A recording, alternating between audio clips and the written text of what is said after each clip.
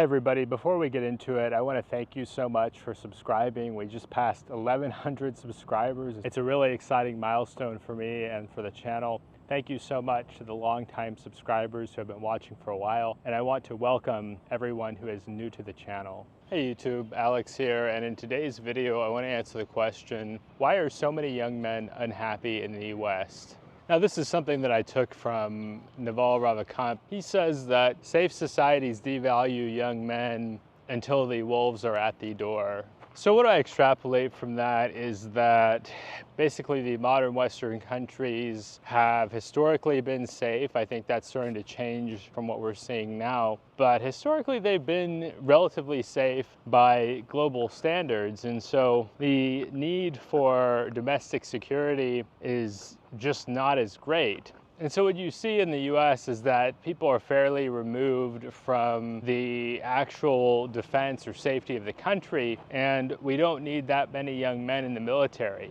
Western society doesn't value that many young men. For those of us who are raised in single mom households like myself, we were often raised like defective women. I was often told, look, you just need to sit down and sit still and shut up. And that's the wrong way to raise a young man. Now, rinse, repeat. I imagine at least half of young men in the West are growing up without a positive male role model. And I can certainly attest to that, looking for role models in teachers or instructors, TV characters, and just not really finding that solid instructor or teacher of masculinity. And so I definitely developed some level of skepticism for society and for authority, and it's really unfortunate. And for young men that are raised in these scenarios, we associate getting love with acting feminine. And moving on to my next point, a lot of young men are unhappy with life in the West. You see this with 2/3 of young men in the West being single,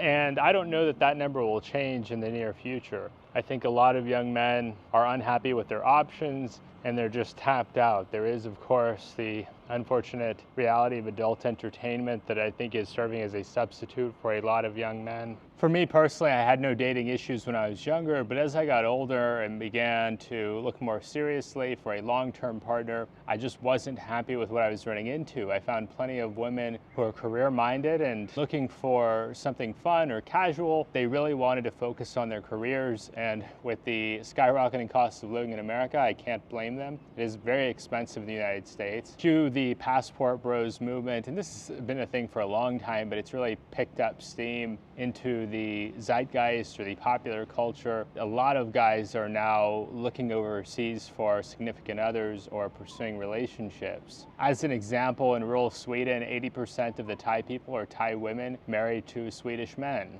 For me personally, being an Asian guy, I struggle to find people with shared values in the West, in the United States in particular. Asian people are just a small portion of the population. You also see a lot of white male, Asian female combos. I'm not offended by this. My maternal grandfather was a white male. My maternal grandmother was a Japanese female. So this has been going on for a while now. I don't fault people for their preferences, but I have struggled to find women with shared values. For fun, sure, it's not a problem in the US, but for meaningful relationships, it's hard to cultivate these in my experience. I think a lot of guys are frustrated with the unrealistic expectations in the West. I'm not going to name any specifics, but I've definitely been there as far as dealing with unrealistic expectations. They seem to be more realistic in other parts of the world. I suspect some amount of change will take place to address this in the West. I don't know if it will actually work or actually fix things. I'm skeptical. I think a lot of guys will be happier just going elsewhere. The number 3 reason young men in the West are unhappy is the astronomical cost of living. Just look at the rents. The Western democracies are in a state of perpetual growth every year. They don't want to have any down years. Any sort of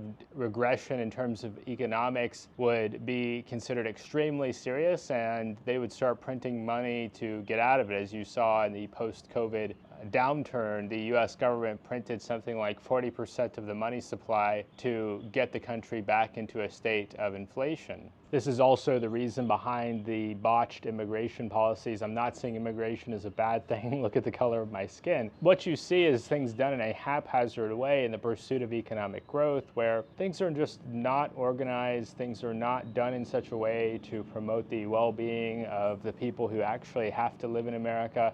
and don't have other places to go. A lot of young men are effectively priced out of dating. They look at spending $100, $200, $300 on somebody that they barely know, and they don't want to be taken advantage of. They don't want it to go badly and then they're just out all this money. They'd rather just save and invest that money or spend it on themselves. Couple that with dating baggage. As we get older, we have more and more baggage. We have bad breakups on our minds. Some of us have been divorced. Some of us have a child from a previous relationship, and that really can make dating difficult. The median American is like 37 years old, so by the time a person, man or woman, has gotten to 37, many of them have been through a serious breakup. Many of them have had a relationship not work out, and they're carrying stress from that. They're carrying thoughts about that into their new relationships, and it makes it challenging. For some parts of the country, very few young men are going to be able to buy a house. Very, very few. I mean, you look at LA or New York, and a condo can easily run $1 million.